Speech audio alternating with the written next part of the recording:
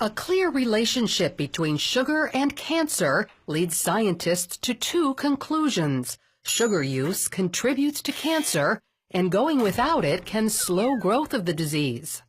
100 years ago, most folks consumed only 4 pounds of sugar a year. That's this much. Now, however, the average person takes in 40 times this amount, 160 pounds of sugar a year. That's this much. Food manufacturers add enormous amounts of sugar, usually in the form of high fructose corn syrup, to products we consume all day, every day. Coffee drinks and cereal, soda and snacks, even foods you wouldn't expect like spaghetti sauce and peanut butter. This tiny container of yogurt contains more sugar than a candy bar. Now, scientists tell us sugar directly influences cancer cells. The amount we consume can either feed those cells or starve them. In a landmark study, researchers at UT-MD Anderson Cancer Center fed mice high fructose corn syrup in percentages equal to what many humans consume. Those mice developed higher rates of lung and breast cancer compared to mice fed less sugar. The study also tells us something about people who already have cancer. One researcher said a lot of patients are told it doesn't matter what you eat after you are diagnosed with cancer. This preliminary animal research suggests that it does matter. And it just absolutely amazes me that medical science is just now finding this out.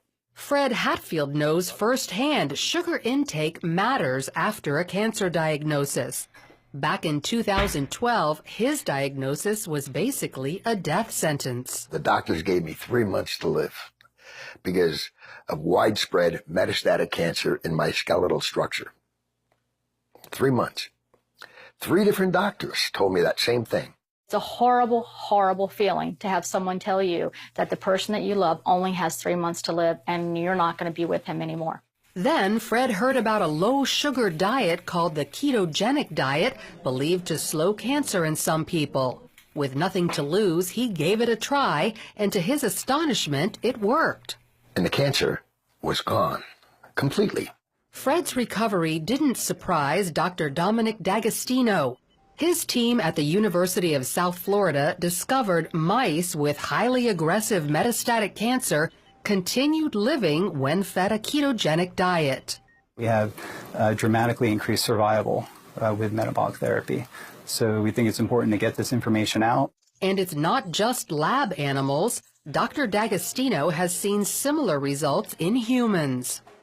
I've been in correspondence with a number of people, probably at least a dozen people, and over the last 1.5 to 2 years, and all of them are still alive, so despite the odds. And so this is very encouraging. The ketogenic diet means no sugar and no starchy carbohydrates like bread and pasta that convert to sugar.